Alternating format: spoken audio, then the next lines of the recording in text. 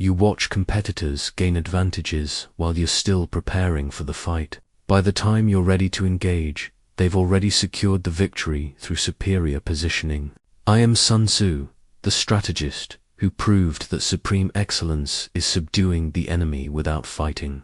For 2,500 years, leaders have used my principles to win before opponents realize the contest has started. What I'll share will transform how you approach every competitive situation, the positioning and timing principles that make the actual battle a mere formality. The same strategies that conquered ancient China can give you decisive advantages in today's workplace, business, and personal conflicts. But first, like this video, subscribe for more ancient wisdom, and comment where you're watching from. Want to see which corner of the world is ready to win before the fight begins? I was born into a world where survival depended not on strength alone, but on understanding the invisible currents that moved beneath the surface of human conflict. The Warring States period had fractured China into 7 major kingdoms, each hungry for territory, each convinced that raw military might would secure their dominance. As I study the ancient map that still hangs in my chambers, its borders shifting like shadows with each campaign, I remember how this chaos became my greatest teacher. My father served as a minor official in the state of Wu, and from childhood, I watched armies march past our village with banners flying and drums beating.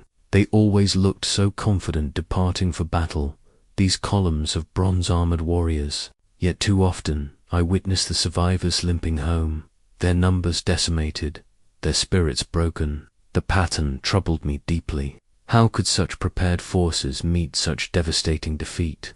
The first lesson came when I was barely 12 years old. 2 neighboring villages had disputed over water rights for months, each side gathering allies and weapons. Everyone expected a bloody confrontation. Instead, the conflict ended when one village's leader quietly redirected a small stream during the night, flooding the disputed field and making it useless to both parties. The argument became pointless. There was nothing left to fight over. I watched both sides withdraw, frustrated but unharmed, and something crystallized in my young mind. This was my introduction to what I would later call winning without fighting. The village leader had changed the terrain of the conflict itself, making the battle unnecessary. He hadn't defeated his enemies, he had made their objectives impossible to achieve. In that moment, I began to understand that most people fight the wrong war entirely. My formal education in military matters began under Master Zhou, an aging strategist who had served 3 different kingdoms without ever losing a campaign. He was known for his ability to read the intentions of enemy generals as clearly as others read scrolls. When I asked him his secret, he smiled and handed me that same map I treasure today. Study this every morning, he told me. Not the borders, change daily. Study the rivers, the mountains, the roads between cities. Study where food grows and where it doesn't. Study which routes become impassable in winter and which towns control the vital crossings. The kingdoms rise and fall, but the terrain remains. He who understands the terrain controls the options of every army that moves across it. I spent 3 years memorizing every detail of that map until I could trace the major routes with my eyes closed. But Master Zhou taught me something more valuable than geography. He taught me to see beyond the obvious. When armies gathered, he would ask me not about their numbers or weapons, but about their supply lines, their morale, their commanders' reputations. He showed me that battles are won by understanding what your opponent needs to succeed, then ensuring they cannot obtain it.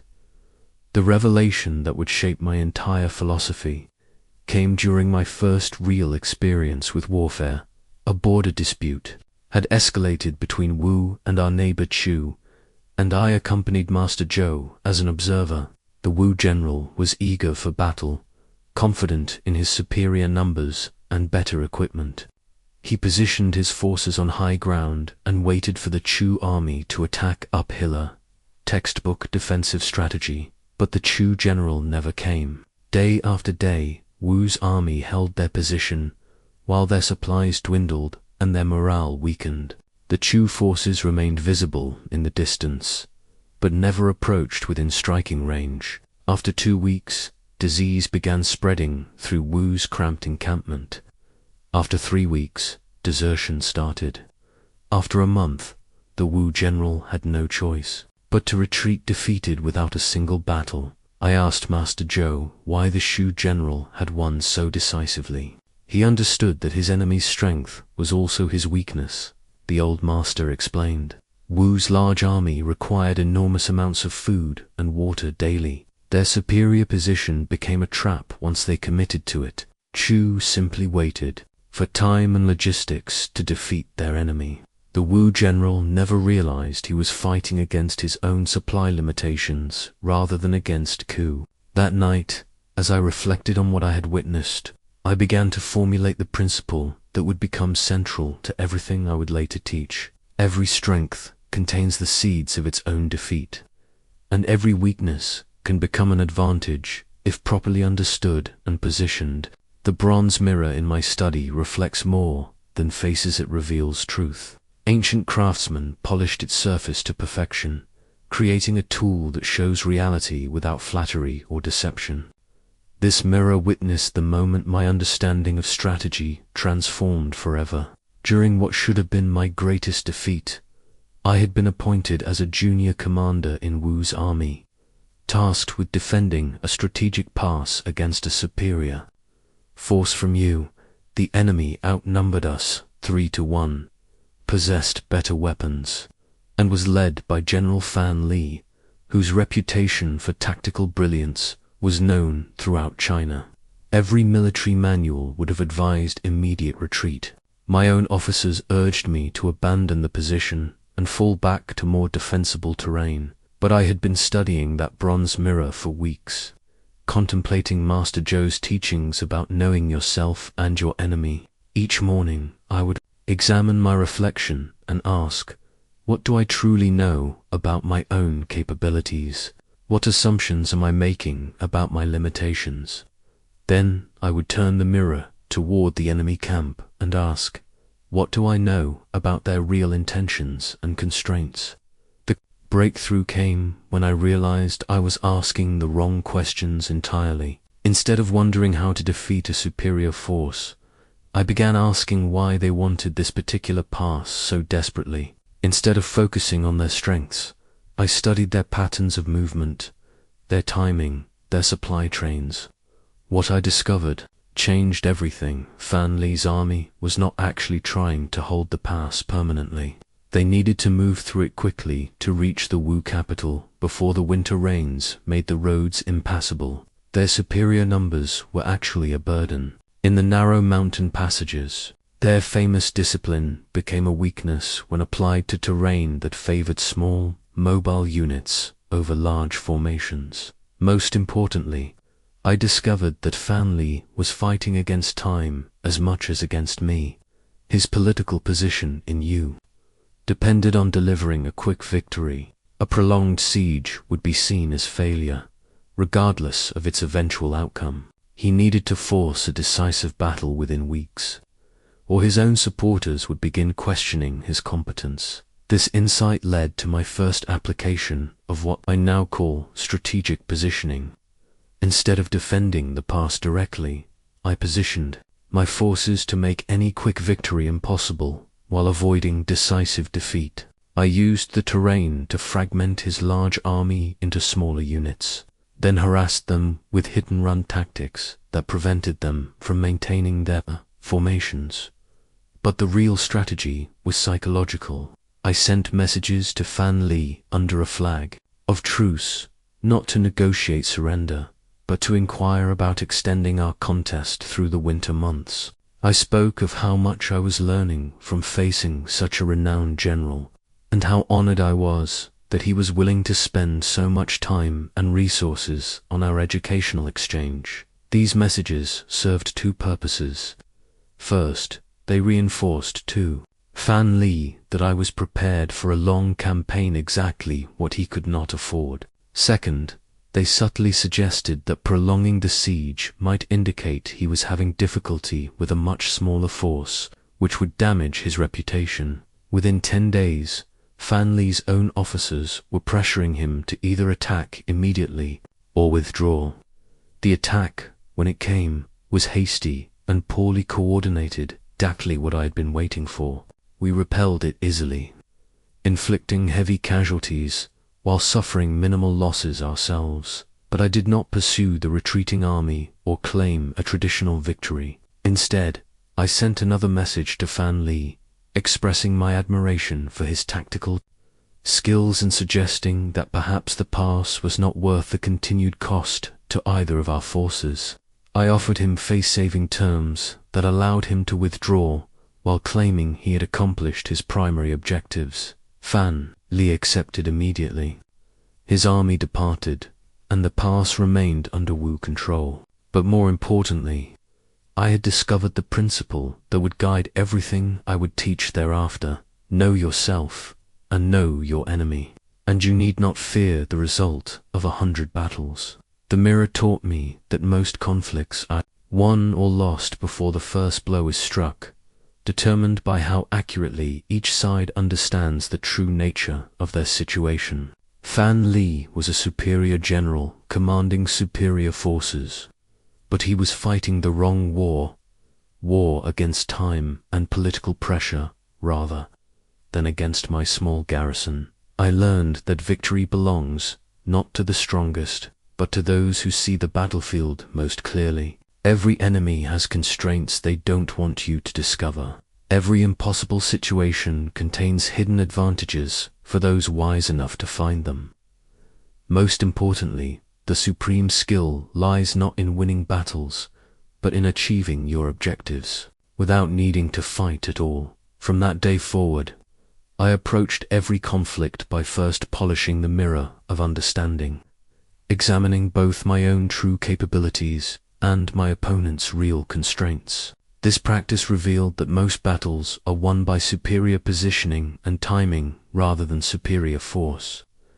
The enemy defeats himself when you understand his true weaknesses better than he does. The ancient Wuxing compass sits beside my writing table, its 5 elements eternally balanced in perfect harmony.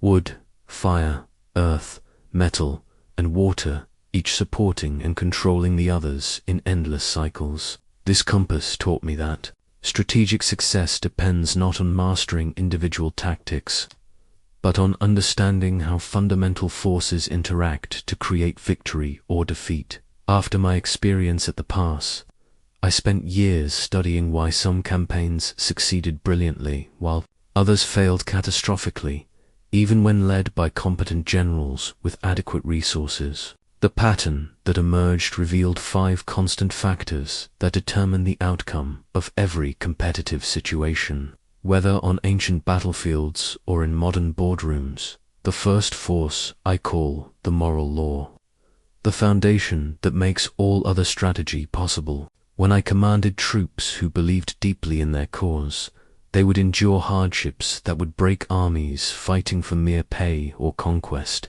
I learned this during the siege of Suzhou, where my outnumbered garrison held for 3 months. Against overwhelming odds, the key was not inspiring them with grand speeches about glory or victory. Instead, I helped each soldier understand how our defense protected their families and preserved their way of life. When men fight for something larger than themselves, their homes, their values, their vision of a better future, they become nearly unstoppable. Conversely, I have seen powerful armies crumble quickly when soldiers questioned the righteousness of their cause. In your modern world, this translates to the alignment between your actions and your deepest values. When your competitive strategy serves purposes you genuinely believe in, you tap into reserves of energy and persistence that surprise even yourself. When you fight merely for personal advancement or material gain, you exhaust yourself quickly and make decisions from fear rather than strength. The The second force is heaven, the dimension of timing and seasonal advantage. I learned to read the subtle signs that indicate when conditions favor action and when they counsel patience. During the campaign against coup, I waited 3 months for the right moment to strike. Ignoring my officer's pressure to attack immediately, the moment came when Kuss supply lines were overextended. Their troops were demoralized by early winter cold, and their general was distracted by political troubles at home. The attack I launched then achieved in 1 day what 6 months of conventional warfare could not have accomplished. Perfect timing transforms modest efforts into overwhelming success, while poor timing can waste enormous advantages. In modern competition, this means developing sensitivity to market cycles, organizational changes, and your opponent's internal challenges. The same proposal that gets rejected during budget crunches gets approved enthusiastically when revenues are strong. The same career move that seems impossible during stable periods becomes natural during times of transition. The third force is earth, the terrain that shapes every encounter. I study not just physical geography, but the invisible landscape of relationships, resources, and regulations that constrain all participants. During negotiations with neighboring kingdoms, I would spend weeks mapping these hidden terrains before proposing any agreements. Who needs what resources? Who has historical grievances against whom? Which alliances are strong and which are fragile?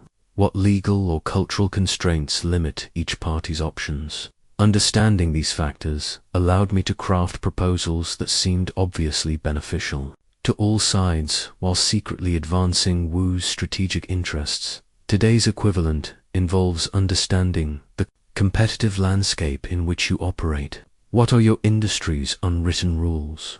Who holds informal power beyond the organizational chart? What technological changes are creating new opportunities or threats? Which relationships are essential for your success? The terrain analysis reveals paths to victory that others cannot see. The fourth force is command, the quality of leadership that holds everything together under pressure. I discovered that effective command has little to do with inspiring speeches or personal charisma. It depends on making consistently sound decisions based on accurate information, then communicating those decisions clearly enough that others can execute them successfully. During the complex campaign against you, I had to coordinate 7 different detachments operating across hundreds of miles of difficult terrain. Success required each unit commander to understand not just their specific orders, but the overall strategic intent behind those orders. When unexpected situations arose, and they always do, my commanders could adapt appropriately because they grasped the bigger picture. Modern leadership faces the same challenge. Whether you're leading a project team or building a business, your success depends on others understanding your vision clearly enough to make good decisions independently. This requires what I call transparent authority, power exercised through clarity and consistency rather than fear or manipulation. The fifth force is method and discipline, the systems and processes that turn strategic insight into reliable results. Brilliant strategy fails without disciplined execution, while mediocre strategy succeeds when implemented consistently and systematically. I developed detailed protocols for everything from gathering intelligence to maintaining supply lines to coordinating attacks. These systems allowed my armies to perform complex maneuvers under pressure because everyone knew exactly what to do and when to do it. Victory became the natural result of superior preparation rather than battlefield improvisation. In your competitive environment, this translates to building systems that support your strategic objectives consistently over time. Whether you're developing professional skills, building business relationships, or positioning yourself for advancement, success comes from daily disciplines that compound into overwhelming advantages. The whooshing compass reminds me that these 5 forces must work in harmony. Moral law without good timing leads to noble failures. Perfect timing without proper terrain analysis leads to well-timed disasters. Strong leadership without disciplined methods leads to chaotic execution. Master all 5 forces, and you create the conditions where victory becomes inevitable, not through luck or superior strength, but through superior understanding of how success actually works. The eagle's eye stone rests in my palm as I write these words, its crystalline surface revealing hidden patterns when held to the light. This precious gem taught me that victory belongs to those who see the true battlefield while others focus on surface appearances. Most generals fight the war that's obvious. I learn to fight the war that's actually happening. My method for reading any competitive situation begins with what I call layered observation. When facing the kingdom of Qi in what appeared to be a straightforward territorial dispute, I spent 2 months studying not just their military capabilities, but the invisible forces that would ultimately determine the outcome. The surface layer revealed Qi's army positioning, their supply routes, and their apparent tactical intentions. Any competent general could assess these factors, but beneath this obvious information lay deeper currents that would prove far more decisive. I discovered that Qi's war minister was engaged in a power struggle with their treasury minister over military funding. Their general, while competent, was the war minister's nephew and thus fighting as much to preserve his uncle's political position as to win territory. Meanwhile, Qi's recent expansion had strained their economy, making a prolonged campaign financially ruinous regardless of its military outcome. Most importantly, I learned that 3 of Qi's allied city-states were providing support reluctantly, primarily due to old treaty obligations rather than genuine shared interests. These allies could be turned neutral or even friendly with the right diplomatic approach. While Qi's general studied maps and troop movements, I was mapping the real battlefield, the web of political pressures, economic constraints, and personal motivations that would ultimately determine each side's options. This deeper understanding revealed opportunities that remained invisible to conventional military thinking. The technique I developed for this analysis involves asking 5 specific questions about any competitive situation. First, what does each participant really need to achieve beyond their stated objectives? Often, people's true requirements differ significantly from their public positions. Qi claimed to want territory, but they actually needed a quick, decisive victory to demonstrate strength to their own population. Second, what constraints limit each participant's freedom of action? Qi appeared powerful, but was actually constrained by their economic situation, political divisions, and uncertain alliances. Understanding these limitations revealed vulnerabilities that pure military assessment missed entirely. Third, what does each participant believe about the situation, and how do those beliefs differ from reality? Qi's general believed he was fighting a territorial war against Wu. In reality, he was fighting a political war for his uncle's survival, an economic war against his kingdom's financial limitations, and a diplomatic war to maintain shaky alliances. Fourth, what would success or failure mean to each participant beyond the immediate outcome? For Qi's general, military defeat would mean personal disgrace and his family's political destruction. This created desperation that could be exploited, but also dangerous unpredictability that required careful management. Fifth, how do current events fit into larger patterns and longer-term trends? Qi's expansion was part of a broader regional power shift that threatened several other kingdoms. This context suggested potential allies who shared my interest in containing Qi's growth. These questions revealed that the real battlefield extended far beyond the disputed territory.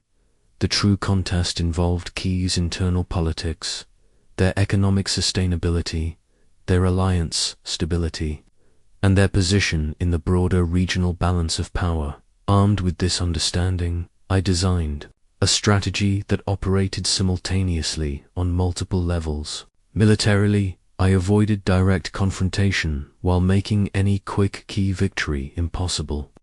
Diplomatically, I opened quiet negotiations with their reluctant allies, offering them better terms than Key could provide. Economically, I prolonged the campaign to strain Key's already stretched resources. Most cleverly, I sent carefully crafted intelligence to Key's Treasury Minister, revealing the true cost of the campaign and its impact on the kingdom's finances. This information inflamed the existing tensions between the Treasury and War Ministers, creating internal conflicts that weakened Key's decision-making. The campaign ended not with a climactic battle, but with Key's gradual recognition that continuing the war would cost more than any possible victory could justify. Their allies withdrew one by one, their economy strained under military expenses, and their political unity fractured under the pressure of competing priorities. What appeared to be a military defeat of Wu became a comprehensive strategic withdrawal.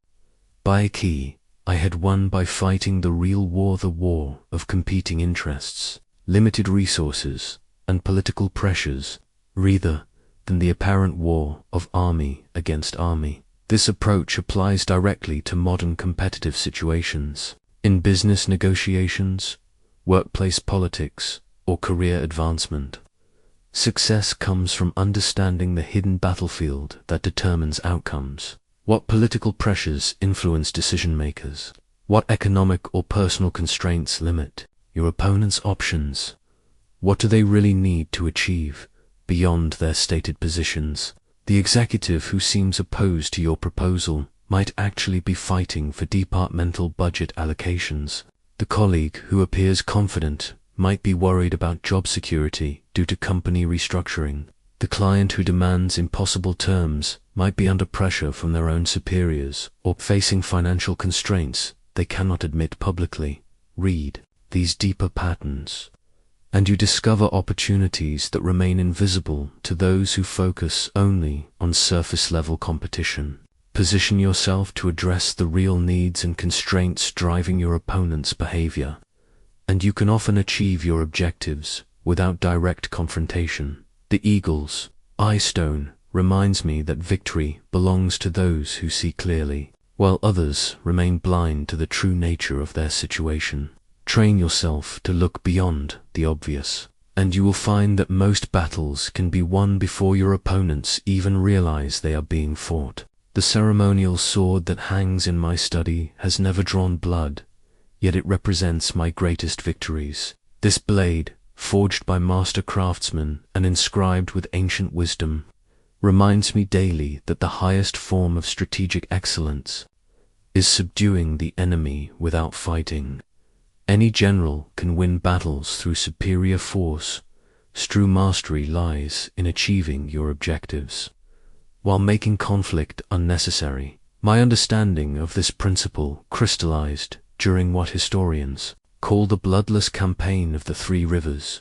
The kingdom of Yan had assembled a massive coalition to destroy Wu, bringing together forces that outnumbered our army by nearly 5 to 1. Traditional military wisdom demanded either immediate surrender or a desperate defensive stand that would likely end in catastrophe. Instead, I chose a third path, one that would neutralize the threat without a single battle. The campaign that followed taught me that the most decisive victories often look like non-events to outside observers, because the real action happens in the realm of perception, positioning, and psychological influence. My first step was understanding why this coalition had formed and what held it together.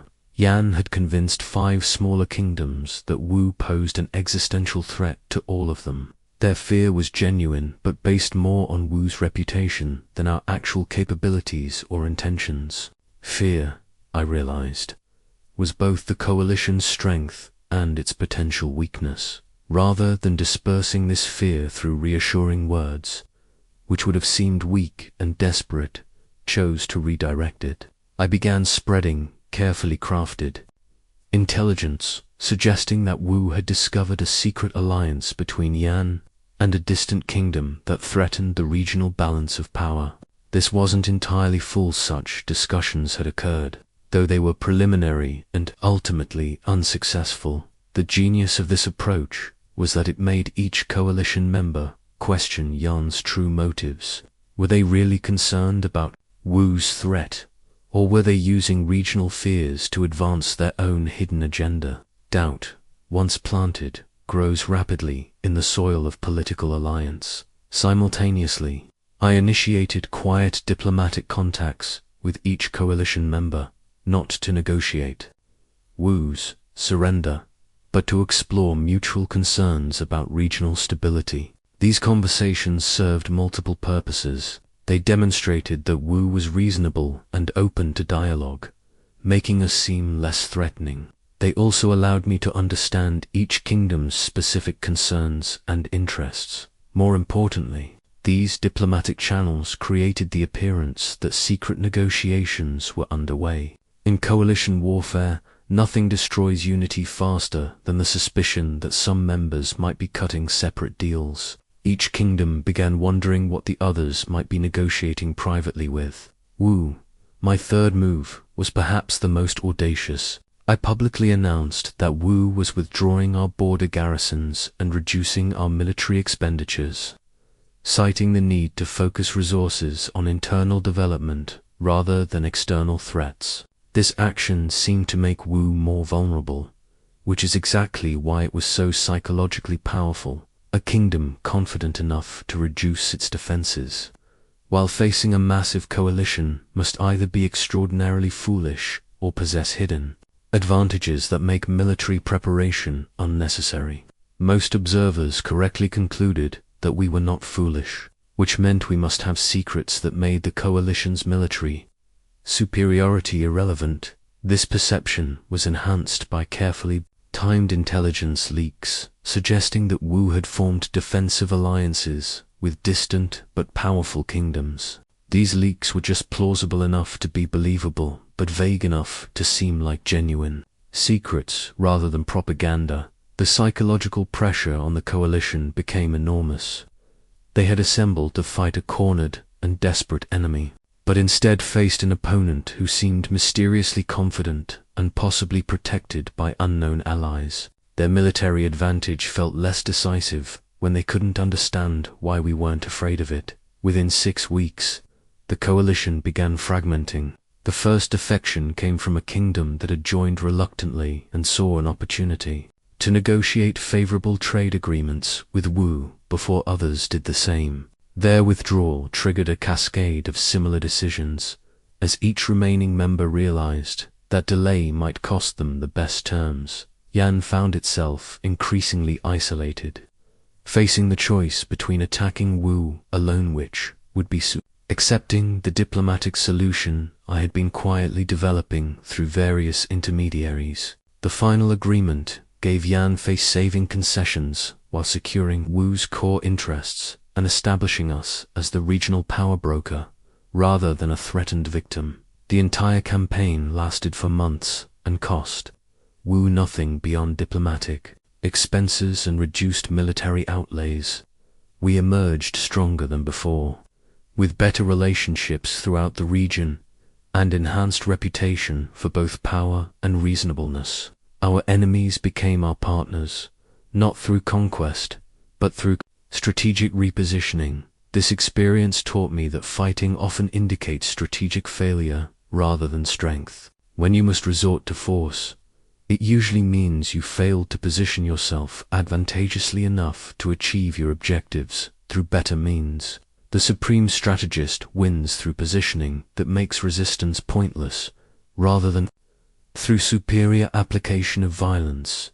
In modern competitive environments, this principle translates to achieving your objectives by changing the competitive landscape rather than dominating it through force. Instead of trying to outspend competitors in marketing wars, reshape the market by introducing new value propositions that make traditional competition irrelevant. Instead of fighting for promotion through office politics, position yourself as indispensable by developing skills that create new opportunities for everyone. When facing workplace conflicts, don't try to defeat your opponents, try to understand what they really need and find ways to provide it while advancing your own interests. When negotiating business deals, don't focus on beating the other side. Focus on creating value that makes agreement obviously beneficial to all parties, the sword that never draws. Blood reminds me that true power lies not in the ability to destroy your enemies, but in the wisdom to transform them into allies. This transformation happens not through weakness or appeasement, but through strategic positioning that makes cooperation more attractive than conflict. Master this principle, and you will find that most of your competitive challenges resolve themselves before they become battles. Your reputation for strategic thinking will precede you, making others prefer negotiation to confrontation. You will win by being the person others want to work with rather than against, achieving your objectives while helping others achieve theirs. The hourglass of decisive moments sits upon my desk, its ancient sands marking not the passage of minutes, but the rhythm of strategic opportunity. Unlike ordinary timepieces that measure duration, this instrument taught me to recognize the brief windows when action becomes irresistible and hesitation becomes fatal. In warfare, as in all competition, timing transforms modest efforts into overwhelming victories. I learned this lesson during the siege of Handon, when speed became the difference. Between triumph and disaster, the city appeared impregnable, protected by high walls, adequate supplies, and a garrison of seasoned defenders. Conventional wisdom suggested a prolonged siege lasting months, gradually wearing down their resistance through patience and persistence. But I had been studying their situation carefully, looking beyond the obvious military factors to understand the invisible pressures that would determine the outcome. What I discovered was that Handon's strength was also its weakness.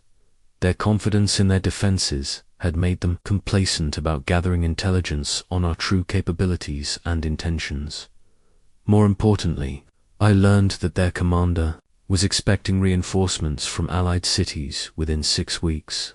These reinforcements would indeed make the city nearly impregnable, transforming our promising campaign into a costly stalemate. The window of opportunity was closing rapidly, and only decisive action could prevent it from slamming shut entirely. My response challenged every principle of traditional siege warfare. Instead of surrounding the city and settling in for a long blockade, I divided my forces into 3 rapid strike units and launched simultaneous attacks on the city's water supply, its granaries, and its main gate hall within a single night. The key was not the attacks themselves, but their timing and psychological impact. The defenders awoke to find their water contaminated, their food stores burning, and their main defenses breached, all apparently happening at once. The coordination required for such precise timing suggested capabilities far beyond what they had expected from our army. Faced with immediate crisis on multiple fronts, the garrison commander had to make rapid decisions without complete information. Under such pressure, even competent leaders tend to overestimate threats and underestimate their own remaining capabilities. By dawn, what had seemed like a secure defensive position felt like a trap with no escape. The city surrendered before noon, not because we had overwhelmed their defenses, but because we had overwhelmed their decision-making process.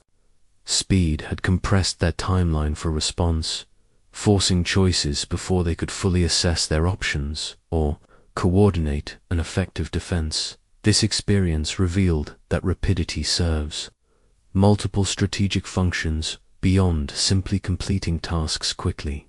Speed creates psychological pressure that degrades enemy decision-making. It concentrates your forces at decisive points before opposition can organize effectively. Most importantly, it allows you to act within windows of opportunity that close rapidly once opponents recognize their vulnerability. I developed specific techniques for recognizing these windows and acting within them decisively. The first indicator is information asymmetry moments.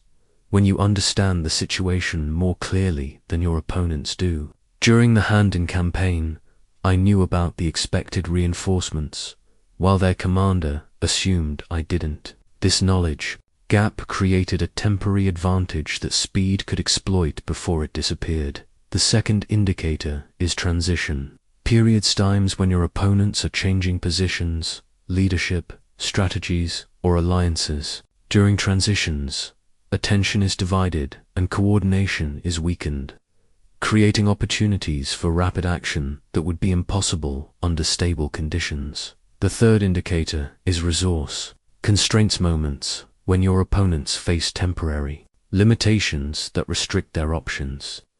These might be financial pressures, personnel shortages, regulatory requirements, or seasonal factors. Speed allows you to act before they can resolve these constraints or adapt to them, but recognizing opportunity windows is worthless without the preparation necessary to act within them decisively.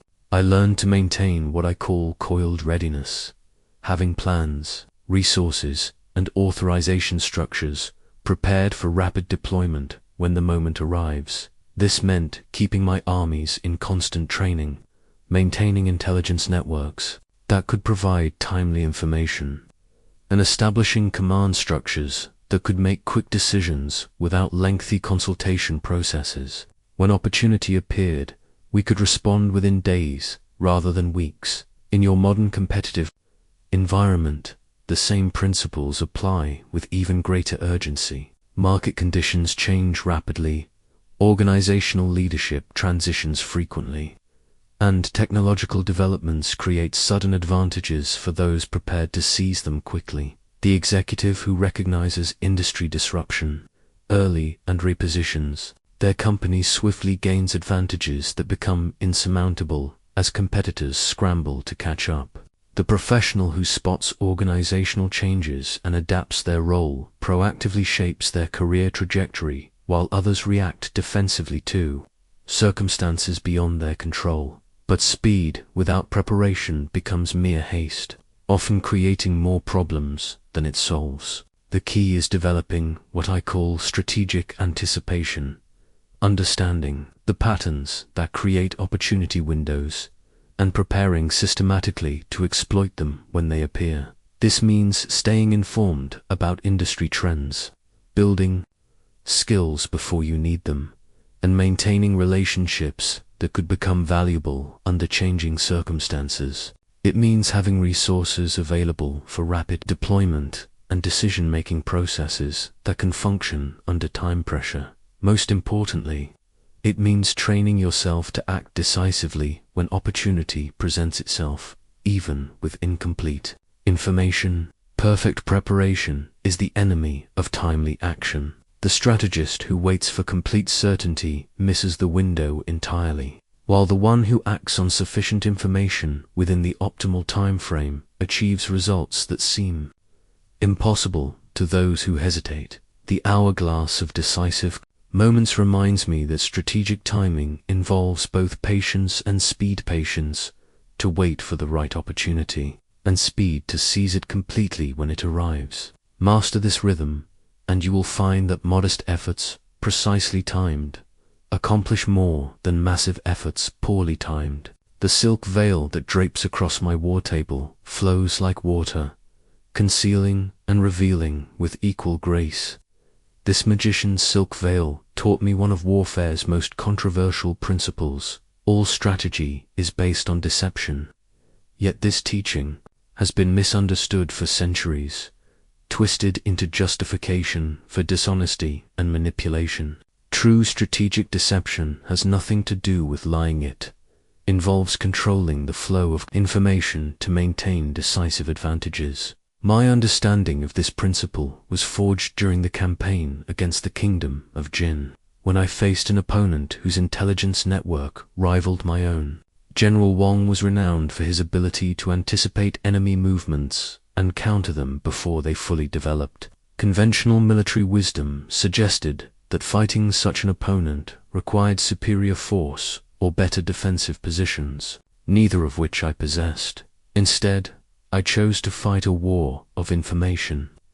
carefully managing what Wang's spies could observe, while obscuring my true intentions and capabilities. The campaign that followed became a masterclass in strategic misdirection, proving that controlling information flow is often more powerful than controlling territory. My first move was creating what I call truthful deceptions, allowing Wang's intelligence network to discover accurate information that led to incorrect conclusions. I positioned supply convoys along routes that suggested we were preparing for a prolonged siege of Jin's northern fortress, a strategy that made perfect military sense given our apparent resources and positioning. Wang's spies reported these movements accurately, and his analysis of our intentions was logical and well-reasoned. He began reinforcing the northern fortress and positioning his mobile reserves to counter our expected siege tactics. Every piece of intelligence he gathered confirmed his assessment that we were planning a conventional campaign focused on that single stronghold. Meanwhile, my real preparations were happening in plain sight but disguised as routine activities. The engineering equipment being moved toward the north appeared to be siege machinery, but was actually configured for bridge building. The additional troops gathering near the northern routes were indeed preparing for offensive action, but their target was a completely different fortress, accessible by an unconventional approach. The psychological element of this deception was crucial. I wasn't trying to fool Wang into believing something false. I was encouraging him to reach the most logical conclusion based on accurate but incomplete information. This approach is far more effective than outright lies, which create contradictions that skilled opponents can detect and exploit. When Wang discovered our actual target and realized how thoroughly his intelligence had been misdirected, his confidence in his own analytical abilities was shaken. This psychological impact proved more valuable than the tactical advantage we gained from our successful surprise attack. A general who doubts his intelligence assessment becomes hesitant and defensive. Exactly the mindset that strategic deception aims to create, but my use of deception extended beyond concealing military movements. I also employed what I call reputation management, carefully crafting the image our opponents held of our capabilities and intentions. In negotiations with neutral kingdoms, I would sometimes reveal minor tactical weaknesses while concealing major strategic advantages, encouraging potential enemies to underestimate our true strength. During diplomatic exchanges, I would occasionally express concerns about problems we had already solved, maintaining the impression that we faced constraints that no longer limited our options. This information asymmetry created negotiating advantages that persisted long after the immediate tactical situation had changed. The most sophisticated form of strategic deception involves encouraging opponents to deceive themselves. By understanding their biases, fears, and assumptions, you can present information in ways that lead them to draw incorrect conclusions without any dishonesty on your part. Wang expected us to follow conventional siege tactics because that's what competent generals typically did in our situation. By reinforcing his expectations through carefully selected real evidence, I encouraged him to commit to defensive preparations that left him vulnerable to our actual approach.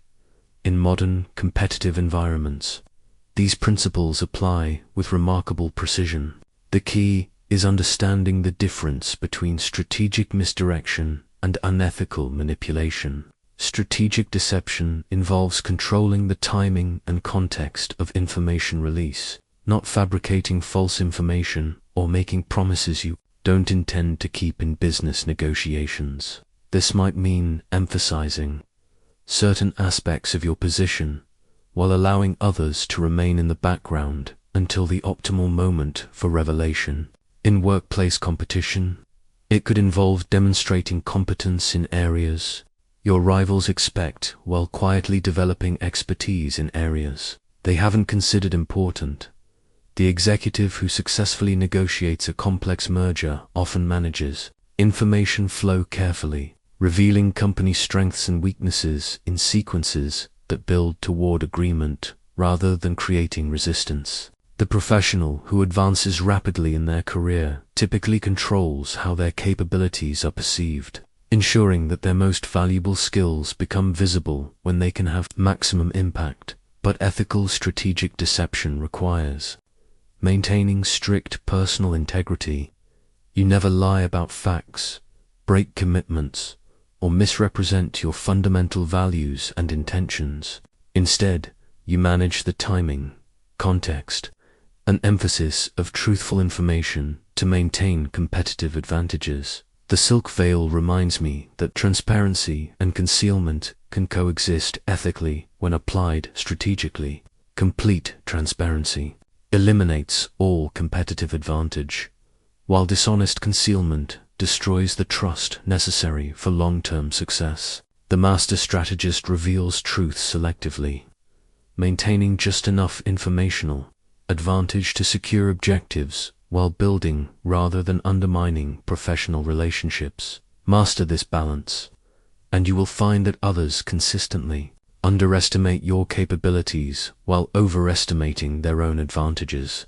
They will make decisions based on incomplete understanding of the competitive landscape, creating opportunities for you to succeed through superior information management rather than superior resources. The river stone that sits beside my writing brush has been shaped by countless years of flowing water, its rough edges worn smooth by patient persistence. This ever-flowing riverstone embodies one of my most profound strategic insights.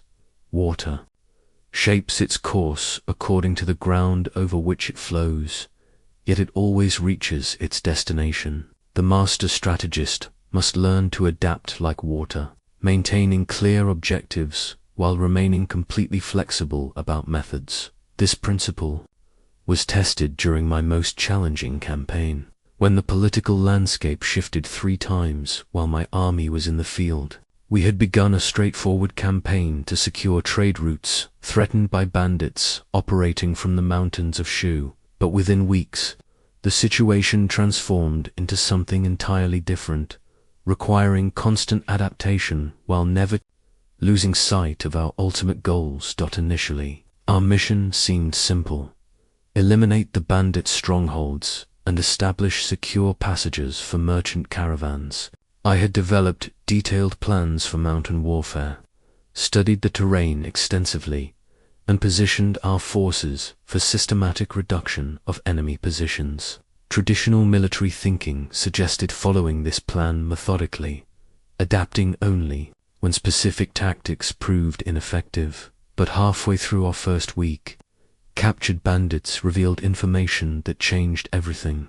These weren't independent raiders, they were displaced soldiers from a recently conquered kingdom, operating under the direction of that kingdom's exiled leadership. Their raids were designed not just to steal goods, but to destabilize the regional economy and create conditions for political uprising. Water doesn't fight the rocks that block its path. It flows around them or gradually wears them away. Similarly, I didn't abandon our mission when its nature changed, but I immediately began adapting our approach to address the larger political situation rather than just the immediate military problem. Instead of attacking the bandit strongholds directly, I began treating them as representatives of a government in exile. I initiated diplomatic contact, offering to discuss terms for their peaceful relocation to territories where they could rebuild their lives without threatening regional stability. Simultaneously, I opened communications with local merchants and village leaders to understand how the economic disruption was affecting their daily lives and what solutions they would find acceptable. The situation shifted again when intelligence revealed that a neighboring kingdom was secretly supporting the exiled leadership, hoping to use the instability to justify their own territorial expansion. Now we faced not just bandits or political refugees, but a proxy war that could escalate into full-scale regional conflict. Once again, I adapted like water, finding a new channel. Rather than confronting this neighbor directly, I began documenting their involvement meticulously while simultaneously demonstrating that their proxy strategy was failing. I arranged for evidence of their support to reach other kingdoms who would be threatened by their expansion. Building a coalition of interest without formal military alliances, my forces, meanwhile, had been retrained for 3 different types of operations: traditional anti-bandit sweeps, diplomatic security for ongoing negotiations, and intelligence gathering for the broader political campaign. Each soldier understood that our mission remained constant securing the trade routes, but our methods needed to flow like water around whatever obstacles emerged. The final adaptation came when the supporting kingdom, realizing their proxy strategy had been exposed and was backfiring politically, abruptly withdrew their assistance and denied any involvement. The exiled leadership found themselves abandoned, their bandit army fragmenting as mercenaries sought other employment and genuine refugees looked for peaceful alternatives. At this point, many commanders would have reverted to the original military plan, crushing the remaining scattered groups through force. But water doesn't reverse direction unnecessarily. It continues flowing toward its destination by the most efficient available route. Instead, I offered the remaining leadership honorable terms for complete withdrawal from the region, while providing practical assistance for their followers to resettle peacefully. The trade routes were secured not through military victory, but through political resolution that addressed the underlying causes of instability. This experience taught me that rigid, strategic plans are like dams. They may hold temporarily, but they ultimately fail when faced with sufficient pressure. Flexible strategic principles are like riverbanks. They guide the flow while allowing adaptation to changing terrain. The key is distinguishing between your unchanging objectives and your changeable methods. Your destination remains constant, but your route must adapt to whatever obstacles and opportunities emerge along the way. This requires what I call principled flexibility, maintaining core values and ultimate goals, while remaining completely adaptable about tactics and timing. In modern competitive environments, this principle becomes even more crucial.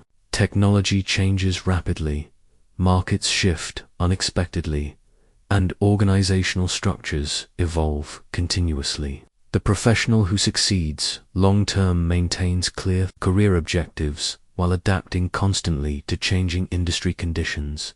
The business leader who thrives through economic cycles maintains consistent value propositions while continuously adjusting operations, pricing, and market positioning.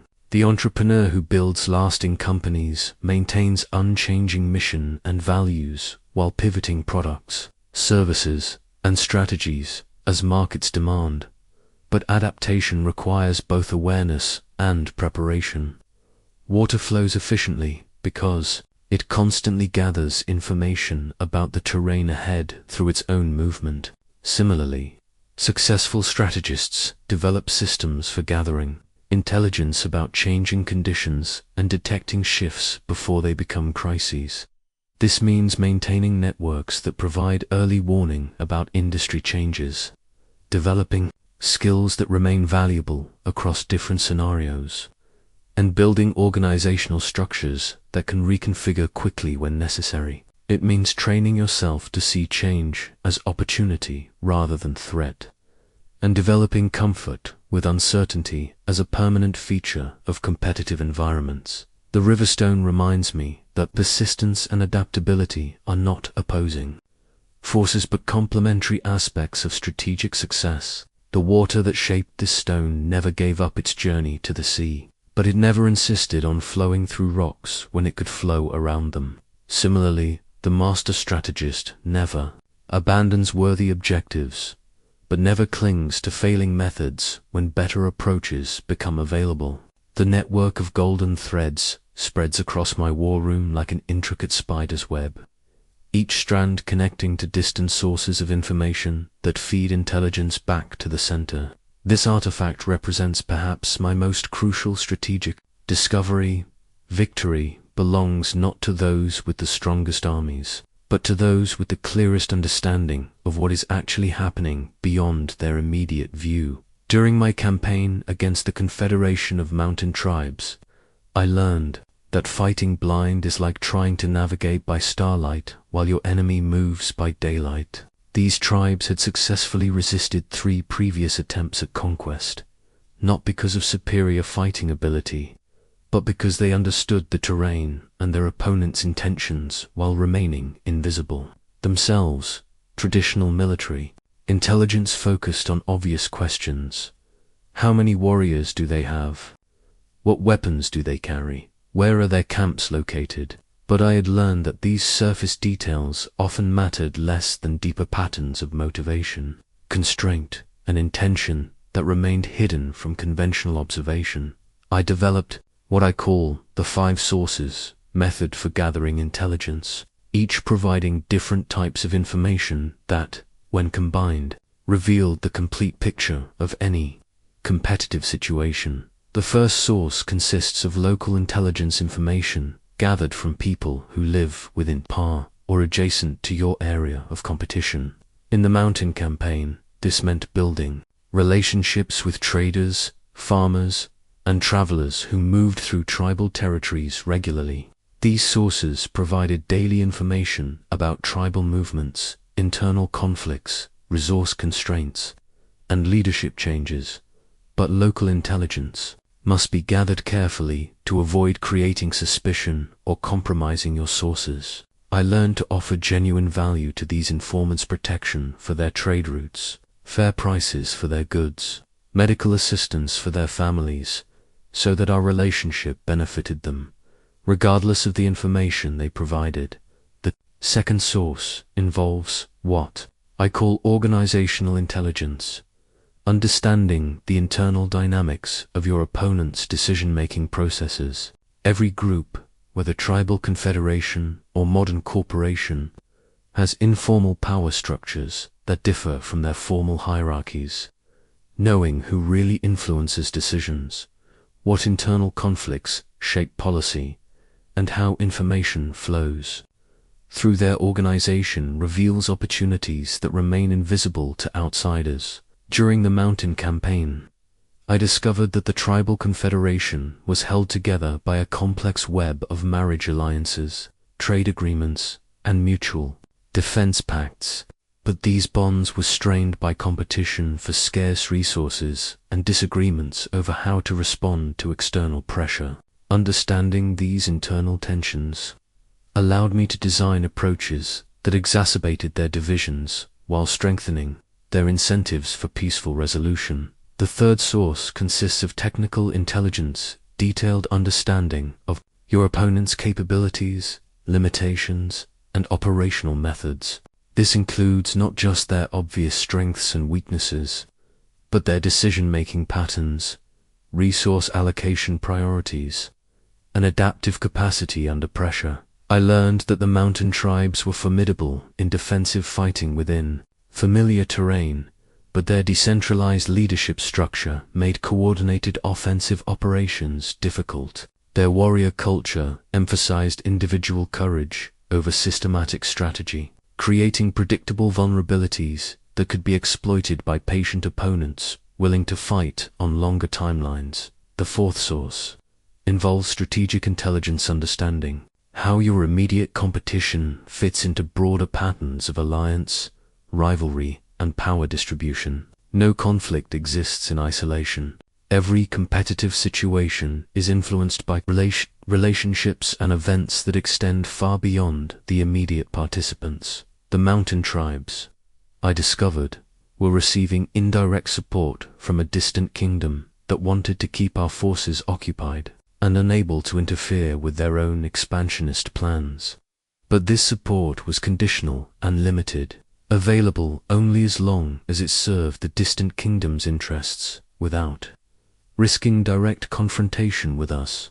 The fifth source consists of predictive intelligence, analyzing current trends and patterns to anticipate how situations will evolve under different scenarios. This requires understanding not just what is happening now, but what each participant needs to achieve and how changing circumstances will affect their options and priorities. By combining information from all 5 sources, I could see that the tribal confederation was under enormous pressure from multiple directions.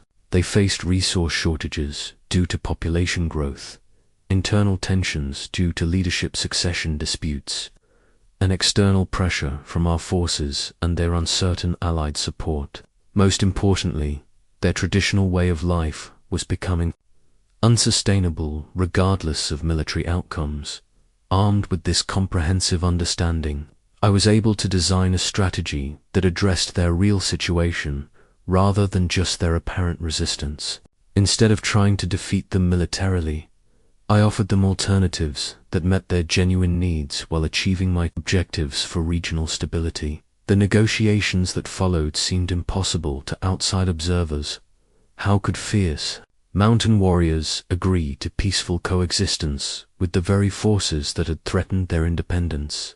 But the agreement made perfect sense when viewed through the lens of complete intelligence. We weren't asking them to surrender their dignity. We were offering them practical solutions to problems they couldn't solve alone. In modern competitive environments, these 5 intelligence sources remain equally valuable. Local intelligence comes from customers, suppliers, operations. Organizational intelligence reveals internal politics, decision-making processes, and informal power structures.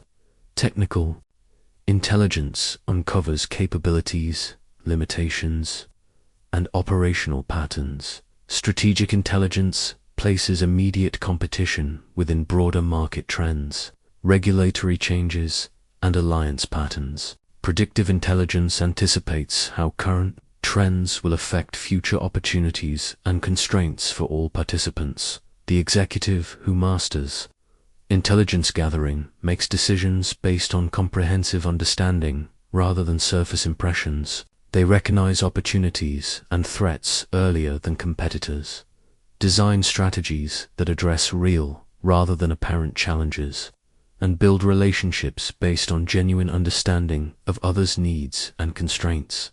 But intelligence gathering requires systematic methodology and ethical boundaries. Information must be gathered through legitimate means that build rather than damage professional relationships.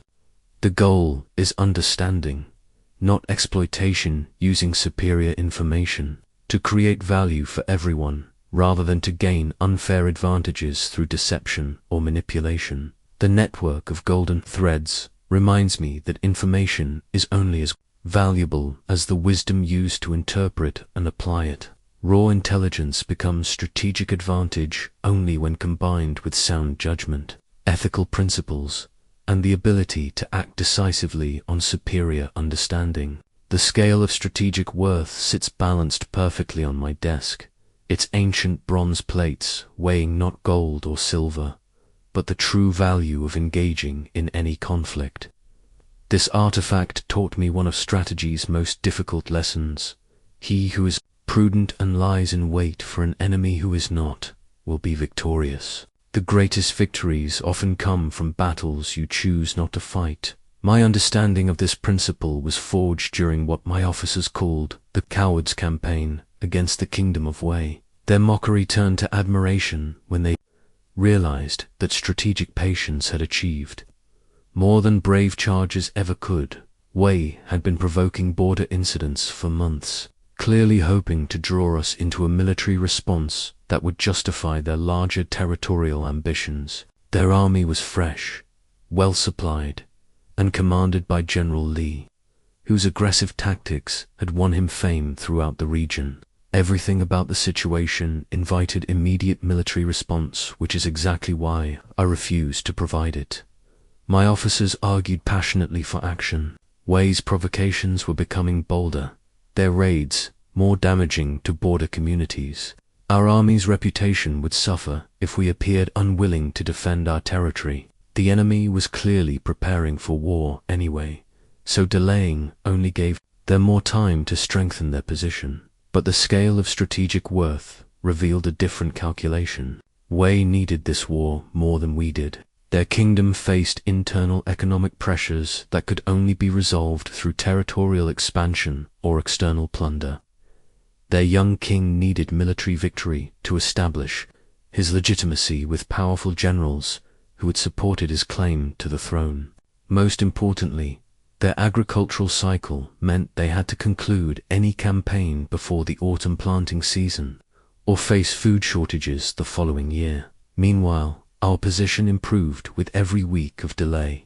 Our harvest had been exceptionally good, filling granaries that could sustain us through a prolonged conflict, if necessary. Recent diplomatic successes had strengthened our relationships with neighboring kingdoms, making Wei's attempt at aggression increasingly isolated. Our intelligence networks were providing ever more detailed information about Wei's internal constraints and military preparations. Most crucially, I had learned that Wei's aggressive general was feuding with the kingdom's chief minister over resource allocation for the military campaign. This internal conflict was creating delays in their preparations and uncertainty about their strategic objectives. Every week we waited made their internal contradictions more apparent than their position less sustainable. While Wei's army trained for battles, they expected us to fight.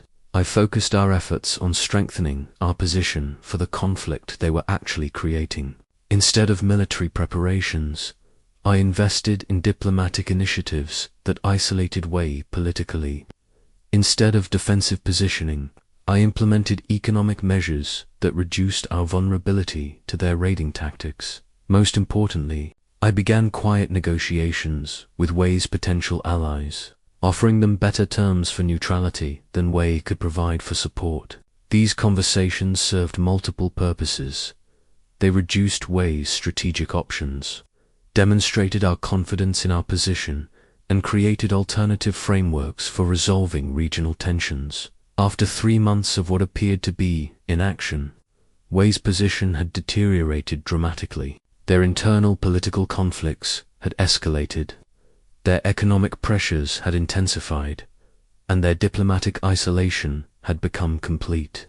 General Li finally launched his long-planned invasion, not because conditions were favorable, but because delay had become politically impossible. But the Wei army that crossed our borders was already defeated strategically, even if they didn't realize it yet. They were fighting to resolve their kingdom's internal problems, rather than to achieve coherent military objectives. Their timeline was dictated by domestic political pressures, rather than battlefield advantage. Most importantly, they were fighting opponents who had spent months preparing for exactly this moment. The campaign that followed lasted 6 weeks, and ended with Wei's complete withdrawal and the replacement of their aggressive leadership with ministers committed to peaceful resolution of regional disputes. We achieved total strategic victory while fighting only 3 minor engagements, none of which individually would have been considered decisive. My officers finally understood why I had refused their early advice for immediate action. By waiting for our enemy to become truly desperate, we had fought them at maximum disadvantage, while preserving our own resources for more important challenges. The battle we didn't fight in spring had won us the war by autumn. This experience taught me to evaluate every potential conflict using what I call the strategic necessity test. First, is this battle essential for achieving your core objectives? Or is it primarily about ego, reputation, or immediate emotional satisfaction? Many conflicts that seem urgent prove irrelevant when viewed from longer-term perspective. Second, does timing favor you or your opponent? Sometimes the same battle that would be disastrous today becomes easy 6 months from now. Patient strategists fight when conditions favor them, not when enemies choose to provoke them. Third, what are the true costs of engagement versus the true costs of delay? Include not just immediate expenses, but opportunity costs, resource depletion, and attention diversion from more important priorities. Fourth, what does your opponent gain from drawing you into this specific conflict at this specific time? Often, the party initiating confrontation has already calculated that fighting, serves their interests more than yours. In modern competitive environments, these principles apply directly to workplace conflicts, business competitions, and career decisions. The professional who responds immediately to every provocation or challenge exhausts themselves fighting battles that ultimately don't matter. The executive who enters every competitive market or responds to every rival's initiative spreads resources too thin to achieve decisive advantages anywhere. Instead, successful strategists choose their engagements carefully, fighting only when they can achieve meaningful objectives under favorable conditions. They let others exhaust themselves in unnecessary conflicts while preserving their own energy for opportunities that truly matter. The scale of strategic worth reminds me that restraint often requires more courage than action. It takes confidence to ignore provocations, wisdom to distinguish between important and trivial challenges, and discipline to wait for truly favorable conditions. Master these qualities, and you will find that the battles you avoid often contribute more to your success than the battles you win. The unbreakable chain of command hangs beside my armor, each golden link forged perfectly to support the whole. This artifact reminds me daily that an army with divided leadership defeats itself more thoroughly than any external enemy could accomplish. Unity of command is not merely about hierarchy, it's about creating alignment so complete that every person understands not just their orders, but the purpose behind them. I learned this lesson during the disastrous siege of Lindsey, where multiple commanders operating under conflicting authorities turned certain victory into humiliating defeat. The experience nearly ended my military career, but it taught me principles of leadership that guided every subsequent success. The siege began with overwhelming advantages. We outnumbered the defenders 4-1, controlled superior positions around the city, and possessed adequate supplies for a prolonged campaign. 3 separate Wu commanders had been assigned different aspects of the operation. General Chen controlled the northern approach, General Jiang managed the eastern blockade, and I was responsible for the southern assault. On paper, this division of responsibility seemed logical. Each commander could focus on their specific sector while coordinating through regular meetings and shared intelligence. The king's advisors believed that multiple commanders would prevent any single person from claiming excessive credit for the eventual victory. In practice, this arrangement created catastrophic confusion that nearly destroyed our entire force. Each commander interpreted our overall objectives differently, leading to contradictory tactical decisions that undermined each other's efforts. Chen believed our primary goal was capturing the city quickly to minimize casualties. Jiang thought we were supposed to starve the defenders into submission through complete blockade. I had been told that demonstrating overwhelming force would convince them to surrender without serious fighting. These different understandings of our mission led to incompatible strategies. Chen's focus on rapid assault required concentrating forces at key attack points, while Zhong's blockade strategy demanded spreading our army thinly around the entire perimeter. My approach of demonstrating force needed visible positioning that revealed our capabilities to the defenders, while Chen's assault tactics required maximum surprise and concealment. Worse still, our coordination meetings became competitive debates rather than collaborative planning sessions.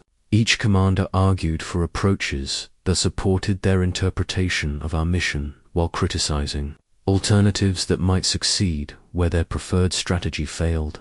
Instead of unified leadership, we had 3 separate armies operating under different assumptions about what victory looked like. The defenders, observing our confused signals and contradictory actions, quickly realized they faced divided leadership.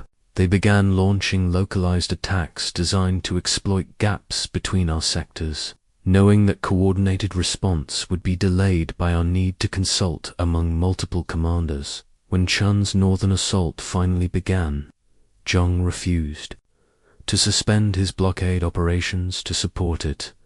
arguing that maintaining pressure on all fronts was strategically superior to concentrating forces. When Zhong's blockade began showing results, Chen abandoned his assault preparations to avoid wasting resources on unnecessary attacks. When I attempted to coordinate between them, both accused me of overstepping my authority and interfering with their sector responsibilities. The siege collapsed into chaos. Defenders who should have been overwhelmed by our superior numbers instead defeated us in detail, striking each sector separately while we argued about coordination. What began as certain victory became disorganized retreat, saved from complete disaster only by our material advantages and the defenders' inability to pursue effectively. The aftermath was personally devastating, but strategically educational. I was held responsible for the coordination failures, despite having warned repeatedly about the command structure problems. But this humiliation forced me to understand principles that shaped all my subsequent successes. True unity of command requires more than clear hierarchy. It demands what I call purpose alignment throughout the entire organization. Every person must understand not just their specific role, but how their actions contribute to overall objectives and how those objectives will be achieved through coordinated effort. This alignment cannot be created through orders alone. It requires leaders who communicate the reasoning behind decisions, explain how individual contributions support collective success, and demonstrate through personal example that organizational success takes priority over personal advancement. Most importantly, unity of command requires leaders to subordinate their individual preferences to collective effectiveness.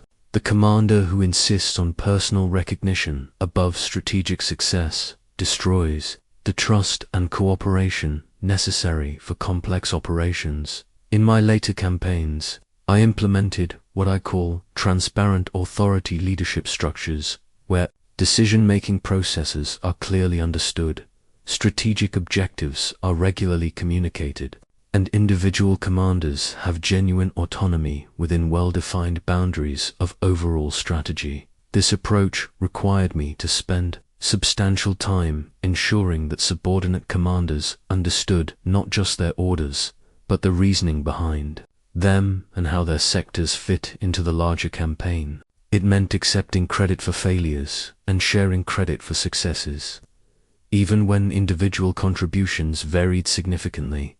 Most importantly, it meant creating communication systems that encouraged honest reporting of problems and opportunities, rather than the competitive dynamics that had destroyed our coordination at LINZI. In modern competitive environments. These principles apply directly to team leadership, organizational management, and even personal goal achievement. Success requires alignment between stated objectives and actual resource allocation, between public commitments and private priorities, between individual incentives and collective success. The executive who creates unity of purpose throughout their organization achieves results that seem impossible to outside observers. Teams operating under transparent authority make complex decisions rapidly because everyone understands the criteria for success and the boundaries of their autonomy. But creating this alignment requires leaders to model the behavior they expect from others. You cannot demand loyalty while pursuing personal advantage at organizational expense. You cannot expect honest communication while punishing messengers who bring unwelcome news. You cannot build trust while claiming individual credit for collective achievements. The unbreakable chain of command reminds me that leadership strength comes not from dominating others, but from creating conditions where everyone's individual excellence contributes to shared success. Master this principle, and you will find that others follow you not because they must, but because they understand how your leadership serves their own highest purposes. The master's topographical scroll unfurls across my table like a map of infinite possibility, its detailed contours revealing the subtle relationships between position and power that determine victory long before armies clash. This ancient document taught me that terrain is not merely the ground beneath your feet, it's the fundamental structure of advantage that shapes every competitive encounter.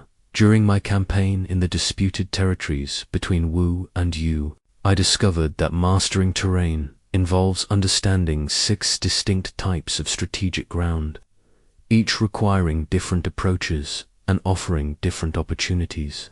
The commander who recognizes these patterns and positions accordingly wins before fighting begins. The first type, one call accessible ground terrain, that both you and your opponents can traverse easily. Most generals assume such ground offers no particular advantage, making it suitable for direct confrontation between relatively equal forces.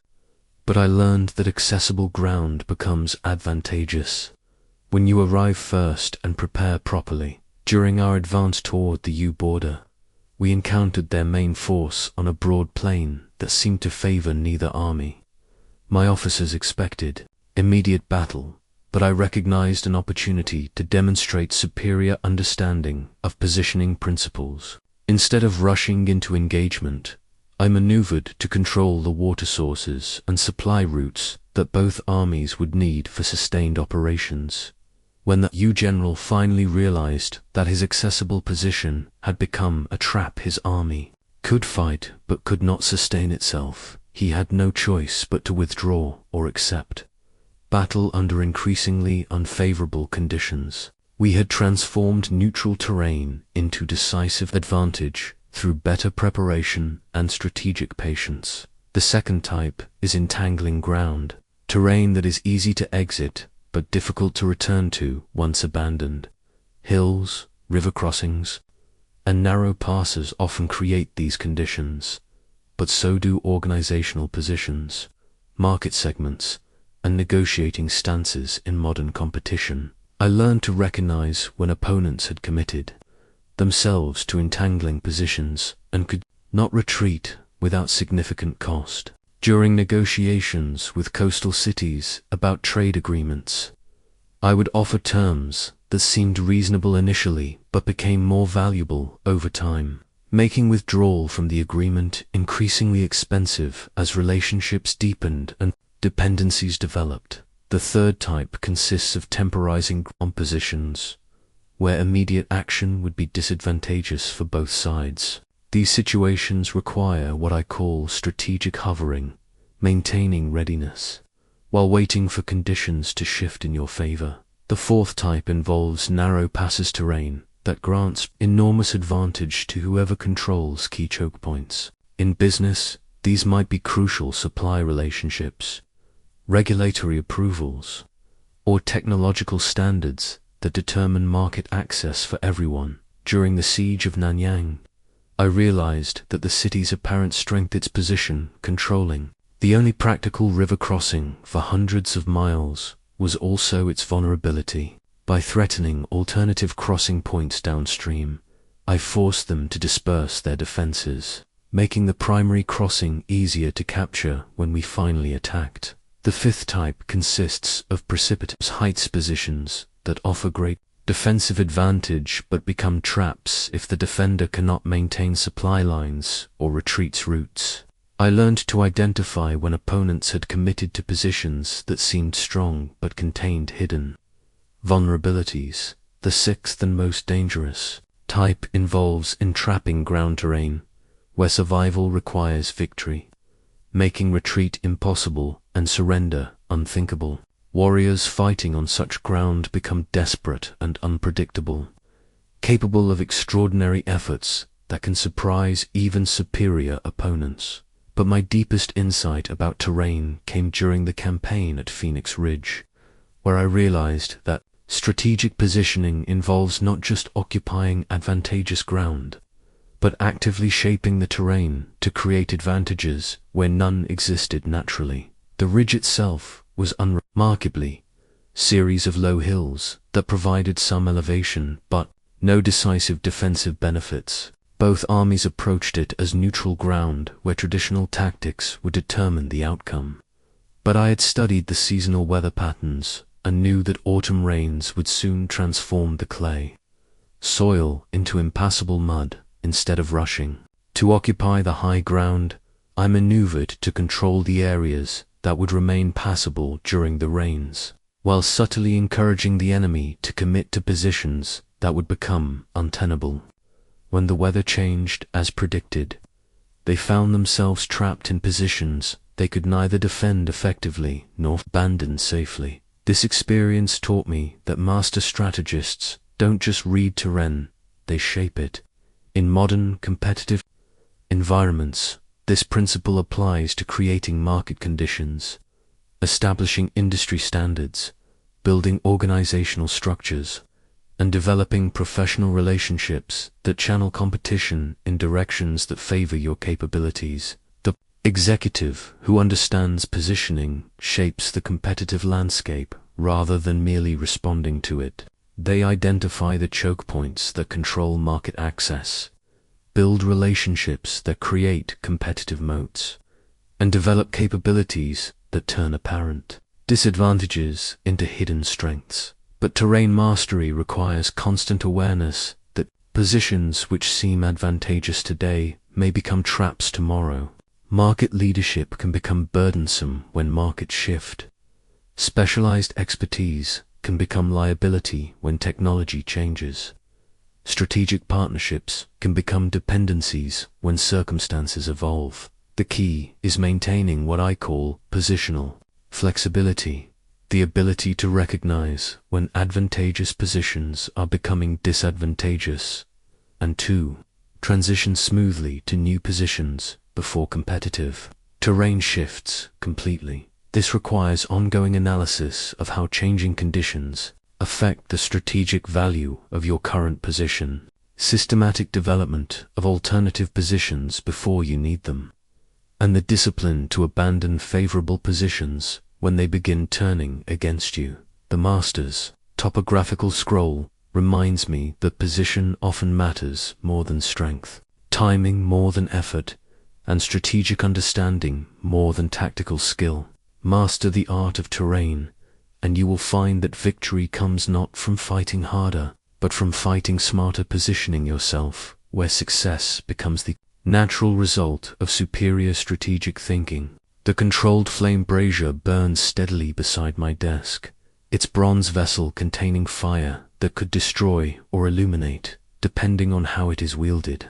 This artifact reminds me that while the supreme excellence lies in winning without fighting, there are moments when concentrated force becomes not just necessary, but morally imperative. The master strategist must know when to apply overwhelming power, and how to do so while preserving both effectiveness and humanity. My understanding of this principle was forged during the rebellion of the Three Valleys, when diplomatic solutions had been exhausted and delay would have cost thousands of innocent lives. A confederation of warlords had taken control of fertile agricultural regions, enslaving the farming populations and threatening to disrupt food supplies for the entire kingdom. Negotiations had failed, economic pressure had proven ineffective, and their power was growing daily as more desperate men joined their ranks. The situation demanded what I call decisive application of overwhelming force, not gradual escalation or measured response, but concentrated power applied precisely at the moment and location where it would end the conflict quickly and completely. Half measures would have prolonged the suffering and created opportunities for the rebellion to spread. But applying force effectively requires the same strategic thinking that guides all other competitive approaches. You must understand exactly what you need to achieve, identify the minimum force necessary to accomplish those objectives, and apply that force in ways that prevent escalation rather than encouraging it. My first step was analyzing what the rebellion actually depended on. For survival, the warlords controlled 3 separate valleys connected by mountain passes, each contributing different resources to their confederation. The Eastern Valley provided agricultural produce that fed their forces.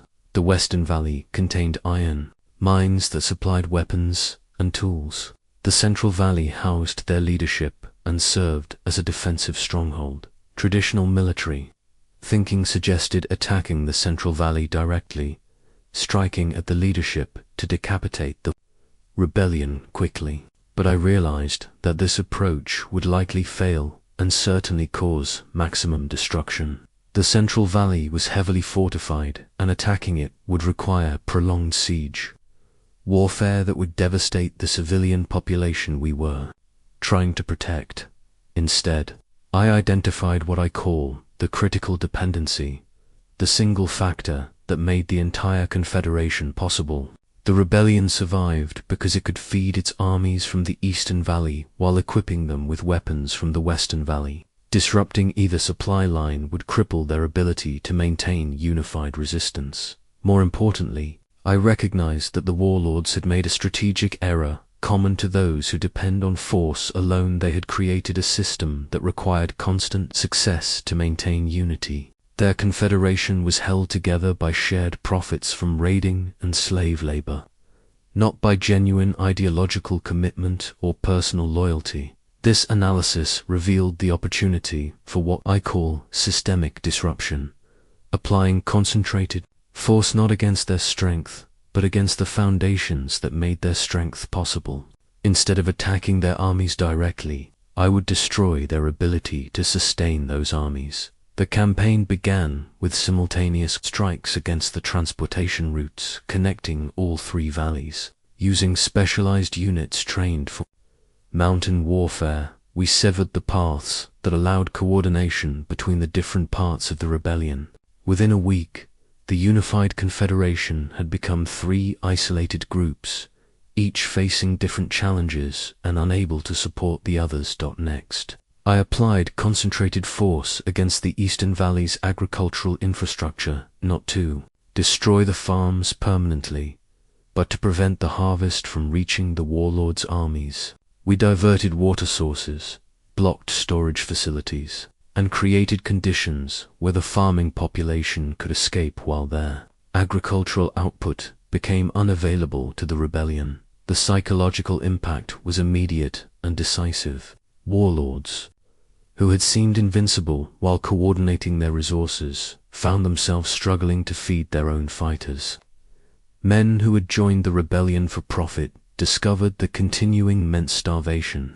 The confederation that had grown stronger through gradual expansion collapsed rapidly once its growth was reversed. The final application of force came against the Western Valley's mining operations, but by this point, resistance had already crumbled. The remaining warlords surrendered rather than face the systematic destruction of everything that made their rebellion viable. The entire campaign lasted 6 weeks and resulted in fewer casualties than a single major battle would have caused. More importantly, the infrastructure that supported civilian life remained largely intact, allowing normal agricultural and economic activity to resume quickly once legitimate authority was restored. This experience taught me that effective use of force requires what I call strategic precision, applying exactly enough power to achieve your objectives while avoiding the excess that creates new problems or moral compromises. Too little force prolongs conflict and increases total suffering. Too much force creates destruction that undermines the very objectives you're trying to achieve in modern competitive environments. These principles apply to situations where diplomatic approaches have failed and decisive action becomes necessary. The executive who needs to restructure a failing organization must act swiftly and completely rather than allowing gradual decline to devastate morale and performance. The leader facing systematic insubordination must address it decisively before it spreads throughout the organization. But applying force effectively requires maintaining emotional control and strategic clarity. Decisions made from anger or frustration typically use more force than necessary while achieving less than desired results. The goal is not punishment or dominance, but rapid resolution that allows everyone to move forward constructively. Most importantly, effective force must be applied within ethical boundaries that preserve your integrity and long-term relationships. The power to compel others carries responsibility to use that power wisely, not just effectively. The controlled flame brazier reminds me that fire can destroy or illuminate, depending on how it is managed. Similarly, force can resolve conflicts or create them, depending on how strategically and ethically it is applied. Master this balance, and you will find that others respect your restraint precisely because they understand your capability, making the actual use of force unnecessary in most situations. The steady lighthouse beacon stands sentinel in my chamber, its eternal flame piercing through darkness and storm with unwavering consistency. This beacon witnessed my most challenging test of leadership during the plague years, when disease, famine, and enemy attacks created chaos that tested every principle. I had learned about maintaining strategic clarity when others succumbed to panic. The crisis began when a mysterious illness swept through our kingdom's agricultural regions, killing livestock and weakening the farmers who produced our food supplies. Within months, what had been a stable and prosperous realm descended into uncertainty that threatened not just military campaigns, but the basic survival of our population. Traditional leadership responses to such crises typically involve either denial, pretending the situation is less serious than it appears, or panic-making, dramatic changes that often worsen the underlying problems. But I had learned that effective leadership during chaos requires what I call strategic steadiness, maintaining clear direction and confident decision-making while acknowledging the full scope of the challenges being faced. The first test came when my own officers began questioning whether we could maintain our military commitments while dealing with domestic crisis. Enemy kingdoms, sensing our weakness, had begun probing our borders and threatening territories we had spent years securing. The natural response would have been either abandoning our external responsibilities to focus on internal problems, or ignoring domestic needs to maintain military strength. Instead, I chose to reframe the entire situation by helping my subordinates understand how external and internal challenges were connected rather than competing. Enemy pressure was increasing precisely because they perceived our internal weakness. Demonstrating that we could handle domestic crisis while maintaining military effectiveness would discourage further attacks and create breathing room for addressing both challenges systematically. But this approach required projecting confidence I didn't fully feel while making decisions with incomplete information about rapidly changing conditions. The lighthouse beacon became my guide during those dark months. It maintained steady illumination, not because storms never came, but because it was designed to function reliably, regardless of external conditions. I began implementing what I call transparent leadership during uncertainty, acknowledging the scope of our challenges honestly, while demonstrating systematic approaches for addressing them. Instead of pretending to have all the answers, I focused on showing that we had reliable processes for finding answers as new information became available. During council meetings, I would begin by clearly stating what we knew, what we didn't know, and what we were doing to reduce our areas of ignorance. This approach prevented the paralysis that comes from waiting for complete information, while avoiding the mistakes that result from acting on assumptions that prove incorrect. More importantly, I established what I call decision rhythms, regular cycles of assessment, planning, and action that continued regardless of how chaotic external conditions became. Every week, we would evaluate our situation, adjust our strategies based on new information, and implement specific actions designed to improve our position incrementally. These rhythms served multiple psychological functions beyond their practical value. They demonstrated that leadership remained functional and purposeful despite external chaos. They provided structure that helped everyone understand their roles and responsibilities during rapidly changing conditions. Most importantly, They created forward momentum that prevented the despair and passivity that destroy organizations during prolonged uncertainty. The most severe test came when enemy forces launched coordinated attacks on 3 different border regions while plague continued ravaging our agricultural communities. My officers urged immediate military response, arguing that failing to defend our territory would invite further aggression and complete strategic collapse. But the lighthouse beacon reminded me that maintaining direction requires understanding your true destination, not just responding to immediate pressures. Our long-term security depended more on resolving the agricultural crisis than on winning tactical victories that exhausted resources we needed for domestic recovery. I made the counterintuitive decision to withdraw from 2 of the contested territories, while concentrating all available military resources on defending the 3rd, the region that controlled our most important food-producing valleys. This withdrawal appeared to confirm enemy assessments of our weakness, encouraging them to commit larger forces to holding territories they had captured easily. But appearances deceived them about our real strategy. While they spread their armies across territories that were actually drains on their resources, we concentrated our forces in the region that truly mattered for our survival. When the agricultural crisis finally passed and our strength returned, we found our enemies overextended and vulnerable to coordinated counterattack.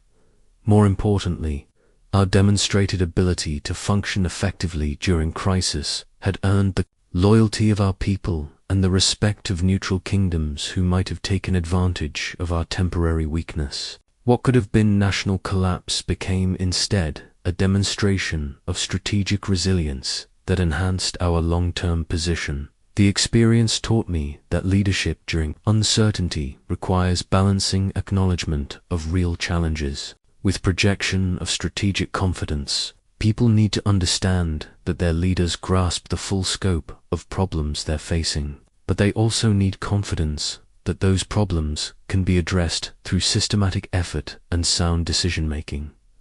This balance cannot be achieved through false optimism or denial of difficulties. It requires what I call realistic confidence, understanding that while you cannot control all external circumstances, you can control your responses to those circumstances and your preparation for managing whatever develops. In modern competitive environments, leaders face similar challenges when economic conditions shift rapidly. Technologies disrupt established business models, or organizational changes create internal uncertainty. The executive who maintains strategic clarity during such periods shapes their organization's response rather than merely reacting to circumstances. But this requires developing comfort with making important decisions based on incomplete information, while maintaining systems for gathering better information as it becomes available. It means projecting confidence in your strategic approach while remaining flexible about tactical adjustments as conditions change. Most importantly, it requires maintaining what I call leadership presence during chaos, the ability to remain visibly calm, strategically focused, and systematically productive when others are overwhelmed by uncertainty. The steady lighthouse beacon reminds me that leadership's highest purpose is providing direction when others cannot see clearly. This guidance comes not from having perfect foresight, but from maintaining strategic principles and systematic decision-making that function reliably regardless of external conditions. The tiger's reputation seal bears the imperial emblem that strikes fear into the hearts of enemies while inspiring confidence in allies. This artifact taught me that reputation becomes a weapon more powerful than armies when wielded with wisdom and restraint. The leader who builds the right kind of presence fights battles through psychology long before physical confrontation becomes necessary. My understanding of this principle crystallized during my appointment as military governor of the troubled northern provinces, where bandit groups had terrorized trade routes for years despite repeated military campaigns against them. Previous commanders had used conventional force to suppress these raiders, achieving temporary victories that never addressed the underlying problem. But I recognized that this situation offered an opportunity to demonstrate a different kind of power, the kind that changes behavior through reputation rather than immediate threat. The bandits continued their activities because they believed the potential rewards outweighed the risks. My challenge was convincing them that this calculation had changed permanently, not just temporarily. Traditional approaches involved hunting down bandit groups and defeating them in combat, which certainly demonstrated military capability, but created several strategic problems. First, it required constant vigilance and resource allocation that prevented productive economic development. Second, it created cycles of revenge that motivated new recruits to replace defeated raiders. Most importantly, it established the government as merely another armed faction competing for control through violence. Instead, I chose to establish what I call inevitable consequence, the psychological understanding that certain actions would trigger responses so swift and complete that attempting them became pointless. This approach required building a reputation for strategic thinking that made potential opponents prefer negotiation to confrontation. My first move was studying the bandit organizations systematically, understanding not just their tactics and hideouts, but their economic model and social structure. I discovered that most raiders were displaced farmers, driven to banditry by economic desperation rather than criminal inclination. Their leaders were former soldiers who had turned their military skills toward illegal profit when legitimate opportunities disappeared. Armed with this understanding, I designed a campaign that addressed both the immediate security problem and its underlying causes. Rather than attacking bandit camps directly, I began offering systematic alternatives that made banditry less attractive while making legitimate livelihoods more accessible. For displaced farmers, I established agricultural resettlement programs that provided land, tools, and protection in exchange for productive labor. For former soldiers, I created military service opportunities that offered regular pay and social respect. But these positive incentives were paired with clear communication about what would happen to those who chose to continue raiding. The psychological key was demonstrating that I understood their real motivations and could address them more effectively through cooperation than they could through continued conflict. This wasn't appeasement, it was strategic repositioning that made resistance appear foolish rather than heroic. When some bandit groups tested my resolve by launching raids despite these alternatives, my response was swift, comprehensive, and precisely targeted. Instead of general military sweeps that affected entire regions, I used intelligence networks to identify specific leaders and strike their operations with surgical precision. But the real power of these responses lay not in their immediate impact, but in how they were communicated throughout the region. Word spread that the new governor possessed capabilities that made successful banditry nearly impossible while offering genuine alternatives for those willing to abandon raiding. Most importantly, I ensured that every action reinforced the same message. Cooperation with legitimate authority led to prosperity and security, while resistance led to swift and certain consequences. This consistency created predictability that allowed potential opponents to make rational calculations about their best interests. Within 18 months, bandit activity had virtually disappeared from the northern provinces, not through military conquest, but through strategic psychology that made banditry seem both pointless and unnecessary. Former raiders became productive farmers, merchants, and soldiers who had genuine stakes in regional stability. The transformation was so complete that neighboring provinces began requesting similar governance approaches. My reputation for effective administration spread faster than any military victory could have achieved, creating diplomatic advantages that extended far beyond the original security problem. This experience taught me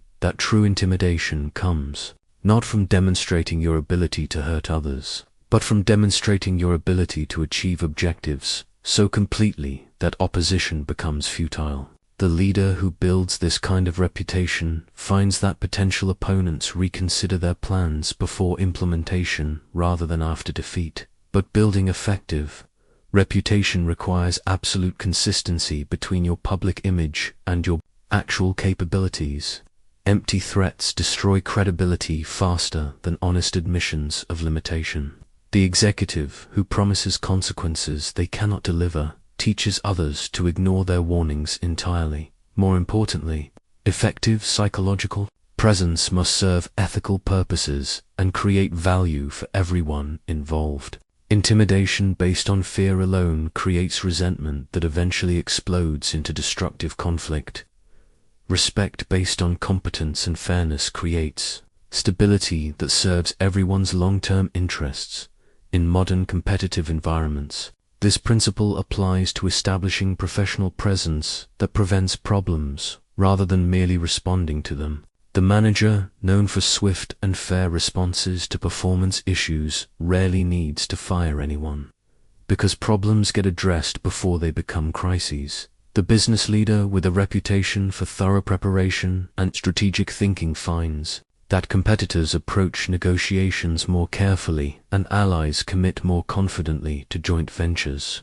The professional known for keeping commitments and delivering quality work discovers that others prefer partnership to competition, but building this kind of reputation requires sustained attention to both substance and perception. You must consistently deliver on your commitments while ensuring that others understand the principles that guide your decisions. Your reputation must be earned through repeated demonstration of competence, integrity, and strategic effectiveness. The tiger's reputation seal reminds me that the most powerful victories are achieved when your reputation fights battles you never have to face personally. Build the right kind of presence, and you will find that others choose cooperation over conflict, not because they fear you, but because they respect your capabilities and trust your intentions. The harvest moon medallion gleams silver in the lamplight, its surface depicting the full moon that signals the completion of harvest season, that crucial time when patient cultivation yields abundant reward. This artifact taught me that knowing when to consolidate gains and exercise strategic patience often determines whether temporary advantages become lasting victories or brief successes that collapse under their own weight. My most important lesson in victory consolidation came during the aftermath of our triumph over the kingdom of Shao, when the temptation to pursue immediate additional conquests nearly destroyed everything we had accomplished through years of careful strategy.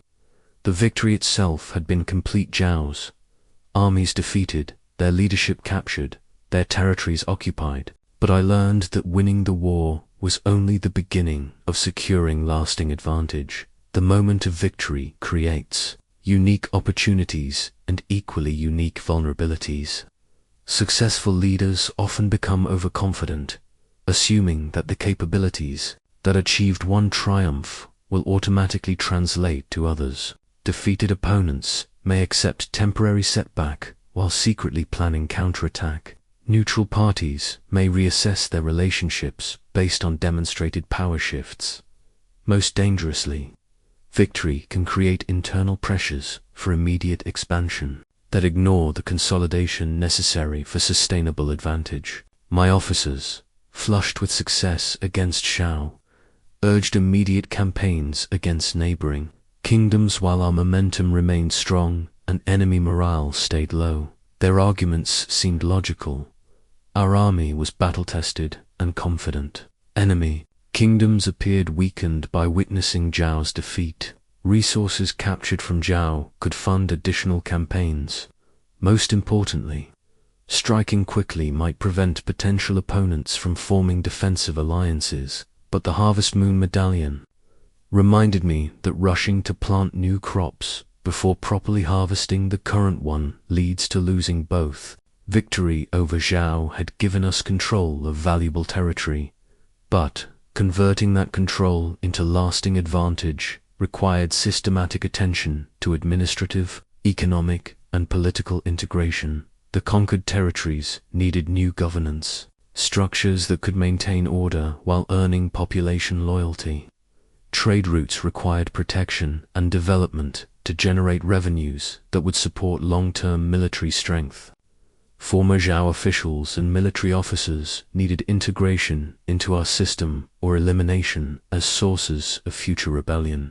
Most importantly, our own forces needed rest, resupply, and reinforcement before undertaking new campaigns. Victory had cost us casualties that weakened our military capability even as it enhanced our reputation. Continuing immediately would compound these losses while preventing the recruitment and training necessary for sustained expansion. I chose strategic patience over immediate action, focusing our energies on consolidating gains rather than pursuing additional conquests.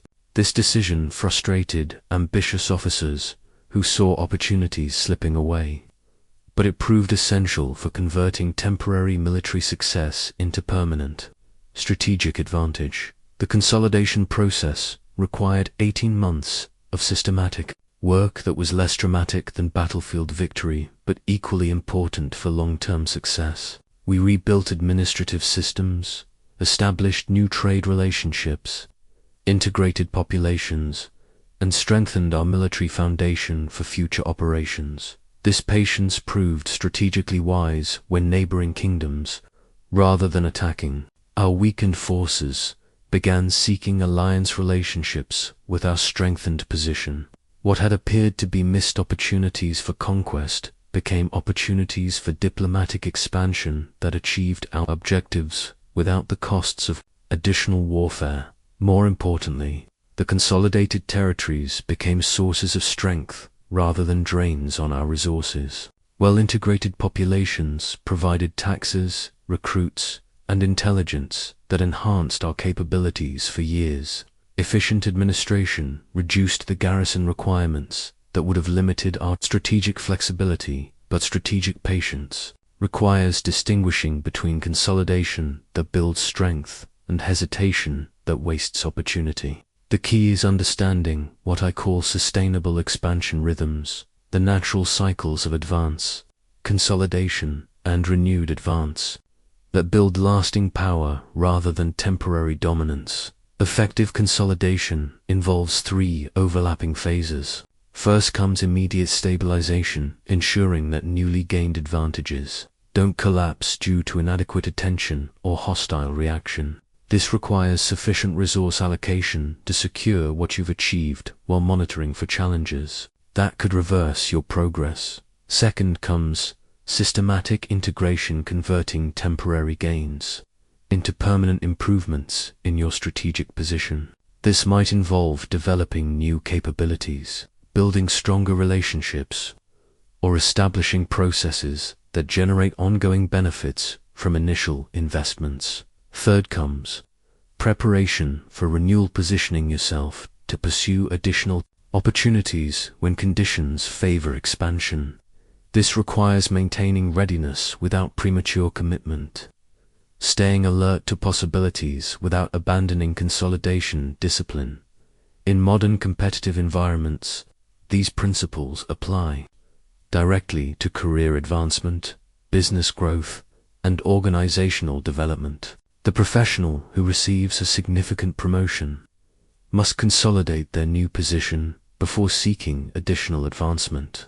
The business that achieves market breakthrough must integrate that success before pursuing new markets or products.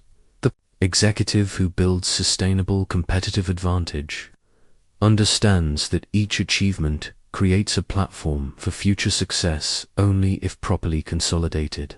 Rushing from victory to victory without solidification typically leads to overextension that makes all gains vulnerable to determined counterattack. But consolidation requires resisting both internal pressure for immediate additional success and external pressure to prove that initial achievements weren't accidental. It means investing time and resources in activities that may seem less exciting than pursuing new opportunities, but that determine whether those opportunities will remain available long term. Strategic patience also means recognizing that some apparent opportunities are actually traps that would divert resources from more important objectives. The competitor who offers easy victory may be setting conditions for difficult consolidation.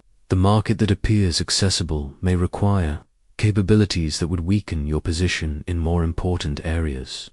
The Harvest Moon medallion reminds me that the wise farmer harvests completely before planting again, understanding that rushed cycles produce neither abundance nor sustainability. Similarly, the strategic leader consolidates victories thoroughly before seeking new ones, building lasting advantage through patient cultivation rather than desperate expansion. The eternal wisdom scroll lies unfurled before me, its ancient silk unmarked by the passage of centuries, representing truths that transcend time and circumstance. As I prepare to conclude these teachings, I am struck by the responsibility that comes with understanding the principles that govern competition, conflict, and strategic advantage. For 2,500 years, leaders have applied these insights to shape the destiny of nations, organizations, and individual lives. What began as observations about military strategy has revealed itself as something far more profounder. Comprehensive understanding of how intelligent action can achieve objectives that seem impossible through conventional approaches. The principles we have explored together apply whether you command armies or lead teams, whether you navigate ancient kingdoms or modern corporations, whether you face enemies with swords or competitors with proposals. Yet I have learned that knowledge without wisdom can become dangerous, and power without purpose can become destructive. The strategic mind must be guided by principles that serve something greater than personal advantage or immediate victory. Those who master these teachings carry an obligation to use them in ways that create rather than destroy, that build rather than tear down, that serve the common good rather than merely advancing selfish interests. During my years of study and application, I have observed that true strategic mastery comes not from overwhelming others, but from creating conditions where everyone's highest interests can be served simultaneously. The supreme strategist finds ways to achieve objectives while helping others achieve theirs, building alliances through mutual benefit rather than dominance through superior force. This approach requires what I call strategic wisdom, understanding that your long-term success depends on the health of the environment in which you compete. The general who destroys the kingdom he conquers gains nothing of lasting value. The business leader who bankrupts competitors may find that eliminating competition also eliminates innovation and market growth. The professional who advances by undermining colleagues often discovers that their victories create hostile environments that eventually turn against them. The principles I have shared with you, from positioning and timing to intelligence gathering and psychological influence, are tools that can serve either constructive or destructive purposes. Their power lies not in their specific applications, but in their foundation of deep understanding about how strategic advantage actually works. When you truly grasp these concepts, you will find that most apparent conflicts contain opportunities for mutual benefit that remain invisible to conventional thinking. The negotiation that seems like zero-sum competition often conceals possibilities for creating value that serves everyone involved. The workplace dynamic that appears hostile may reflect misunderstanding rather than fundamental opposition, but applying these insights requires discipline and patience that challenge most people's natural instincts. Strategic thinking operates on longer timelines than tactical thinking. It requires investing in relationships, capabilities, and positioning that may not yield immediate returns, but that create sustained advantages over time. Most importantly, it requires the courage to take approaches that may seem counterintuitive or even weak to observers who don't understand the deeper principles involved. The leader who chooses patience over aggression, who seeks understanding over dominance, who builds rather than battles, may appear less decisive than those who rely on conventional displays of power. Yet history demonstrates repeatedly that these strategic approaches achieve results that outlast and surpass what force alone can accomplish. The alliances built through mutual respect endure longer than those maintained through fear. The competitive advantages created through superior understanding prove more sustainable than those based on temporary resource superiority. As you apply these teachings in your own competitive environments, remember that mastery comes through practice rather than mere intellectual understanding. Each situation you face provides opportunities to test these principles, to refine your strategic thinking, and to develop the judgment that distinguishes wise application from mechanical technique. Study your competitive landscape with the same systematic attention we have explored together. Understand the real motivations, constraints, and objectives that drive others' behavior. Position yourself to achieve your goals while creating value for others. Apply force sparingly and strategically when other approaches have been exhausted. Build the kind of reputation that prevents conflicts rather than merely winning them. But most importantly, use these capabilities in service of purposes worthy of the power they provide. The strategic mind is a gift that carries responsibility to contribute to the welfare of the community, the organization, and the society in which you operate.